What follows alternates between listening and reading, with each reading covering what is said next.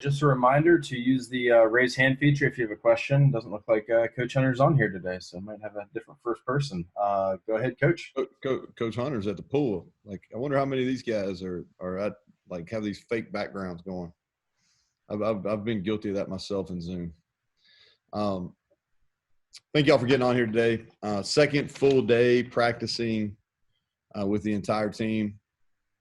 How we're going to operate. We operated this way Friday, today, and then Monday and Tuesday leading into the first day of class is we're practicing all together. Our initial meeting in the morning is Zoom. And then we get together in the IPF, and we have chairs that are spread out. We've got a big screen set up in there. And we spread them out 6 feet apart. And we're able to have team meetings, which the first one we've had since March 12th was yesterday. And then we bring them back in the afternoon, and we're still in split squads in the afternoon. Split squads is when we watch the video.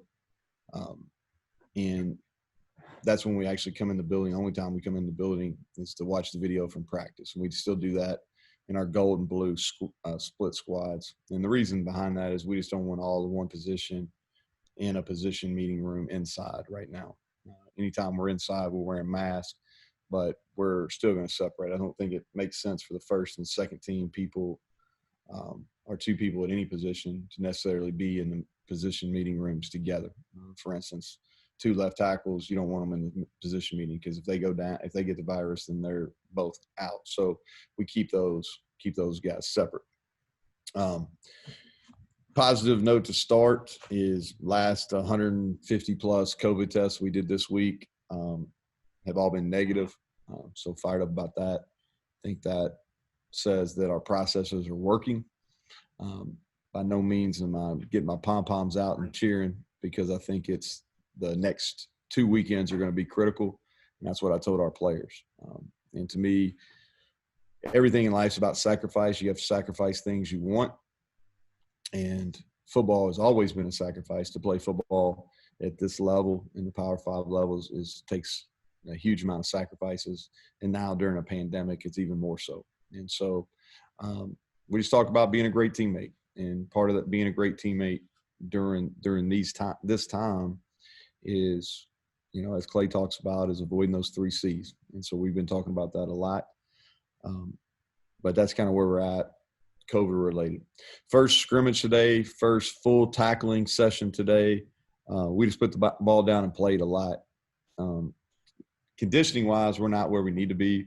Went approximately 40 plays with the 1s and the 2s and 20 with the 3s. Worked some situational situations also, 2-minute goal line, third downs, red zones.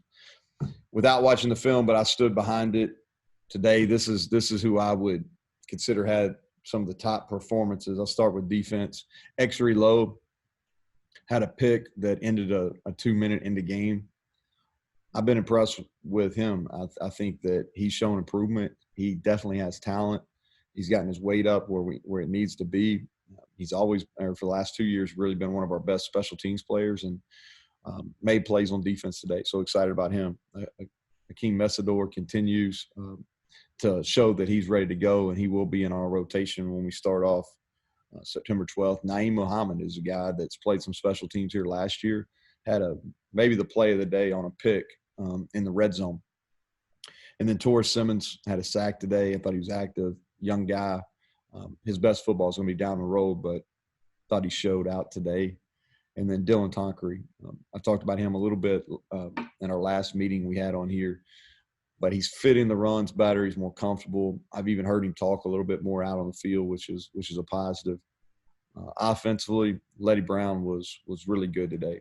And he's a guy that I think for us to be one of the most improved teams in the country, he's got to be a guy that's consistent for us. Thought he was patient today. I thought he finished runs, made guys miss and broke tackles at the second and third levels, which has been a point of emphasis Chad Scott's had with him.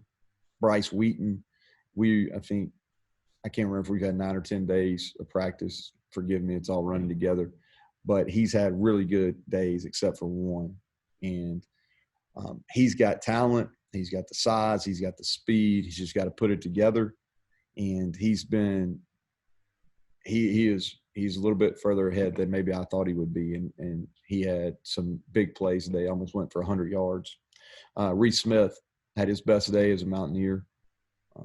Had 5 catches, I think, and was really productive. Several of those were third downs. And then Grayson was really, as a guy, I love the way he plays. He competes. He's one of our best perimeter blockers, and he's got a future here. Special teams, Evan Staley, outside of one day, has had a nice fall camp to this point. And then Bonamico is a guy that keeps showing up on special teams. And so those are those are some guys that performed well today in the stadium. And with that, I'll open up to questions. If Greg's not on here, then Grant, you pass it to the next guy. All right, just a reminder to please use the raise hand feature. Where's Creedy been? Creedy hasn't been coming to these, Monty. He quit. Herzl, can you hear us? I can. All right, here we go. First question, Bob Herzl. Wow, how about that? God, I forget what I wanted to ask. To be honest with you, Coach, I wanted to know if this team has started showing a personality yet, and how can you tell what kind of personality a team's going to have, and how do you develop that? Oh, that's a really good question. And are you on Zoom or are you calling in? I'm calling in, but okay. Right. You'd rather hear me than see me. That's probably accurate. I will say that's probably accurate. I don't know if this team has developed a personality. Where we've got some guys that have played some football. We're relatively inexperienced. We're probably more of a coach-driven team than a player-driven team from a leadership standpoint at this point. I hope that changes, and I think the tide's starting to turn, but we're not completely there yet. What I hope our team is going to be is a team that plays with a chip on their shoulder and that really has something to prove. And if you look at where we've been picked preseason-wise, which I know everybody on here has seen that, is I always talk to our guys, you either prove them right or you prove them wrong. And it's no different with Darius. Darius, got on an All-American team yesterday, and you saw me. I tweeted at him. I said, hey, prove them right. Because if you get accolades, you got to prove those people right. And then if you're not picked where you want to be, you got to prove them wrong. So I hope our team is really hungry. I hope 2 weeks from now you ask me that, Bob, and I say, man, we're a hungry team that's playing with an edge. That's what I hope. We're not there yet. Part of that is we've only been together literally 2 days all together since March 12th. So I don't think we've had enough time to really develop an entire team. Next question here from Nick Farrell. Nick, go ahead.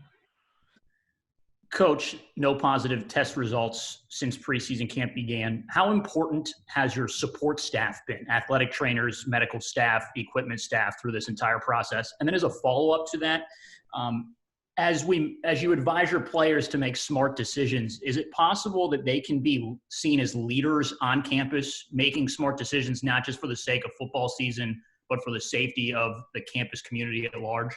Yeah, we've had one positive. I think I get lost in all these updates. Seriously, I know that we release some from the athletic department, all that kind of stuff. I kind of get lost in them. We've had one positive since we started fall camp. I think it was maybe the day after our last release. So we've had one. Whenever they release that again, I'm sure it'll come out. But we've had, to be completely transparent, we've had one. Thankfully, it didn't knock out, I think, but 2 people. I think that was a little bit of that was, and I'll say this, the positive guys had a negative sense. So I'm not sure kind of where that stands. And that's one of these things during this pandemic. Had a positive test and 2 days later had a negative test, which that's the first time we've had that happen. So I'm not even sure how that goes. Some of that's, a little bit over my head. I'll say this, I think from what we're doing, even with that positive test, but how we've tried to do our workouts and how we've done our meetings and everything, just the limited number of people that were contact traced with that positive, I think speaks to our medical people, our training staff, and then what our players and our staff are doing. as far as heeding those protocols and procedures we have in place. You know, I hope our student athletes are leaders. I hope our football players are leaders in a pandemic or out of pandemic. You know, I hope they're probably held to a higher standard, which is understandable. There's rewards that go with being a part of the team, being a part of a state university's football team. So I hope we're leaders, you know, even without a pandemic going on, but even more so maybe doing that and making good decisions. And I think if they make poor decisions, it'll be even exposed more so than in a normal situation. Next question here from Keenan. Go ahead, bud. Two here for you, Deal. First of all, how are things going with the offensive line? I know you guys are just starting to really get physical, but you know, how are things developing there? And secondly, you've talked about Bryce quite a bit, you know, since fall camp started. Did you see this coming, or has this kind of surprised you too? Because I know at times he dealt with consistency last year. I think it's just growth by him. He was growing. I think that he handled the pandemic pretty well. He continued during OTA or during the workouts and then OTAs. He's got the skills. He's got the talent. I'm not sure the confidence was always there, but if you look back at last year, you know, he had the game winner against Kansas State, made a couple really nice plays in the I can't remember if it was a Texas Tech or Oklahoma State game. So you started seeing some signs, you started getting confident, and that's what's happened in this camp is he has made plays, and you can see him before your eyes gaining some confidence. And so I'm not totally surprised. I knew he was going to be a really good player here. I just didn't know exactly when it was going to happen. And he's not to that point yet. He's got to go out and do it on Saturdays in games. But it is, you know, he's shown up several practices. He showed up in the scrimmage today. And my belief is most people, it's not always 100% the case, but most people that perform well in practice and perform well in scrimmages, usually that carries over to the game. And I expect that to be the case with him. So I'm not surprised. And no, I knew it was going to happen. I just didn't know when. What was the second question? Offensive line. Yeah, thanks. So we ran the ball better today. Now you're always, as a head coach is sitting back there watching, you're always wondering if that's quality offensive line play, quality running back play, or bad defense. And if you don't run the ball well, you're worried about it. Is it really good defense or is it bad offensive line, running back, tight end play? We did run the ball better today. I think the middle of our offensive line is getting better. They've been more consistent, and they should be. You know, Gmitter's played all last year. Chase has played for a couple years now. Mike Brown played a lot last year. So Bryson Mays has been a guy that's played a lot of football here in the last year. So we should continue to make improvements, and we should be better, and we have been. At tackle, John Hughes has had a nice week, which has been a positive. Brandon Yates, Jr., those guys, we got to get them to continue to come, Parker Moore. But I do think the offensive line is continuing to progress. By no means have we arrived, but we are getting better. Next question here from Ryan Pritt. Go ahead, Ryan. Hey, Coach. We've talked a lot about quarterbacks, obviously. I think the common perception is that it's a two-horse race between Austin and Jarrett, but you've been pretty high on Garrett over the last couple of weeks. Is this a case where you're actually looking at three candidates, and if Garrett's not in that conversation, is there an opportunity for him to work into that conversation over the next couple of weeks, you think? I think it's probably too early to say. I'll say this. I'm fired up about Garrett Green. I like the way he plays, like the way he carries himself. So, you can take those future bets. He's a guy you take the future bet on at some point. You know what I mean? Is his time right now? Probably not. But I like the way he plays. But as far as who's going to start the opener, it's a two-man race right now. Could he be a factor if he continues to come to grow? Yes. But I'm really fired up about him. I've known the kid for a long time. To see, the way he competes is special. His leadership capabilities are special. and to see his progression probably over the last 3 years as a quarterback, it's been fun to watch and just how much upside he has. Next question from Mike Kazaza. Hey, Neal, what's going on? Hey, Mike, how are you? I have two for you here. One is kind of just extending on the offensive line a little bit, but the offensive line, the defensive line, you have a number of either true freshmen or junior college players or redshirt freshmen who haven't played, maybe haven't found a home yet. Where are you beginning to figure out you have answers? And then separate from that, the ruling yesterday where everybody gets free year eligibility kind of swells your depth chart a little bit, and you can play guys who otherwise might normally keep on ice for a year. How does that change your thinking? Well, let's talk about the second question first, and we'll come back. So I think a lot of credit needs to go to Shane Lyons. I was a big proponent of this as far as freezing eligibility. And the reason being was to just listen to the voice of our players. You know, most of our players' questions during the last several weeks of what was some unknowns where we really didn't know what our future looked like. We didn't have a schedule, where we're going to play, where we're not going to play. A lot of those questions about eligibility, and I communicated those with Shane. You know, there's a Big Ten player representation, I think 2 from each team. I think a lot of those questions from the players were eligibility questions more so than health-related questions. And so I think Shane was critical through the oversight, through the NCAA committee that he's on, is getting it to the point where it's at. And I'm in favor. I think it's fair. I think it's great for the university to play. I think it's great for the student athlete to play.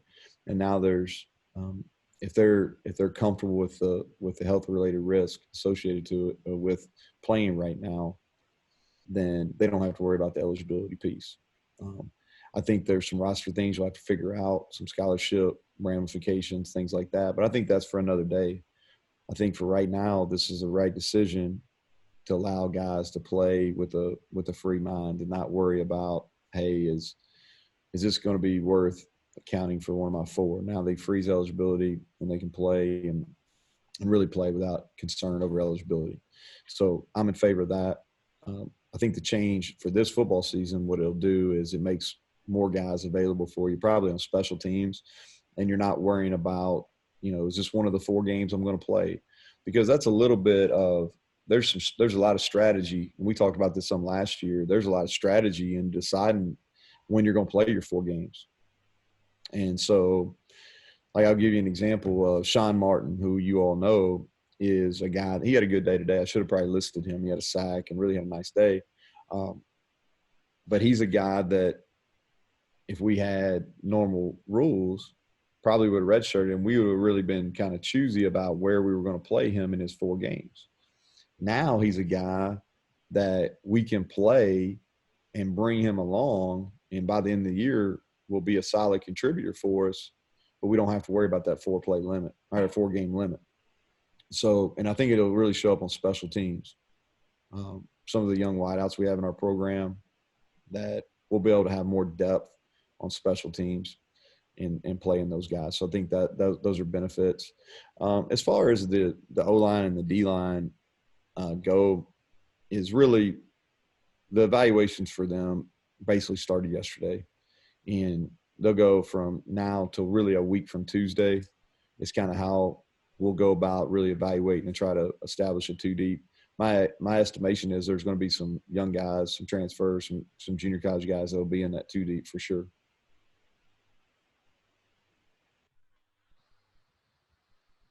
Next question comes from Kevin Kendrick. Go ahead, Kevin. Hey, Coach. Greg's not playing hooky today. It's his daughter's birthday, so he's involved in that one. It's definitely more important. Yeah, he's not skipping out. I'm looking at if you see me looking at my Apple Watch, it's because mine's playing right now. So I get it. Gotcha. You mentioned several different situational things in scrimmage today. Any one of those types of things stand out to you as good, or on the flip side, something that you saw you really need more work on?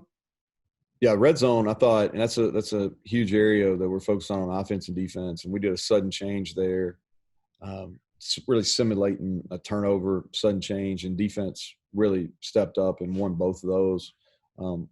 held the ones to nothing, missed field goal, and then this twos made a field goal. So really positive defensive win in there. And then in the game, the offensive ones versus defensive ones, we played a situation 2-minute where about a minute, 18 seconds ago, the offense had to go the length of the field to score, defense up by 7, and the offense executed and scored a touchdown on 3rd and 1 from the 1 with like 9 seconds to go. But then the defense came back and made a great play on a 2-point play. We went for 2 for a win, and defense made a great play. So those are some situation type things that we did that worked out well.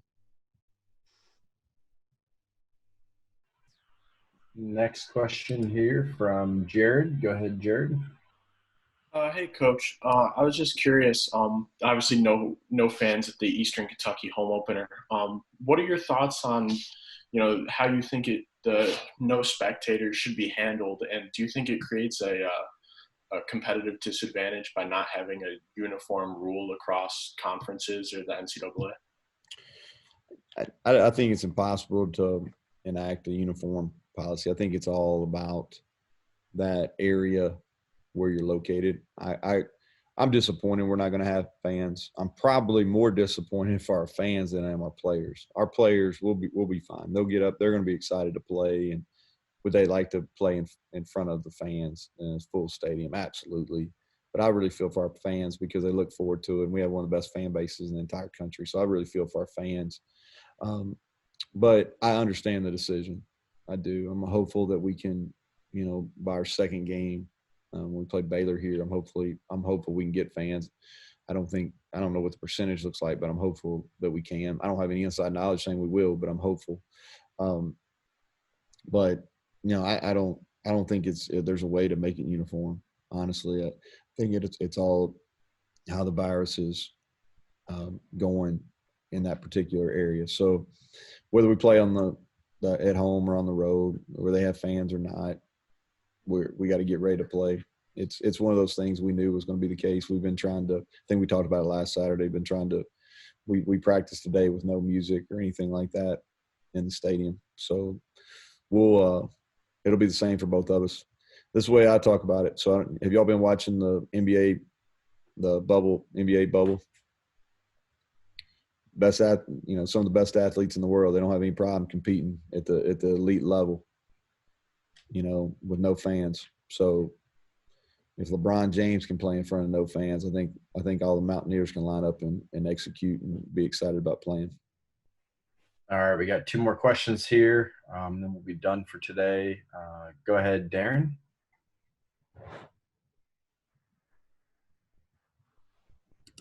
Hey, Coach. Just looking at the tight end numbers from last year, I think O'Loughlin had 6 catches. Do you aim to get more out of that position group this year, or do you just think maybe the way the Big 12 is going in offense, it's more around the perimeter guys? I think you play to your strengths. So I think that if our tight ends continue to improve, then they can be weapons, but they got to continue to improve.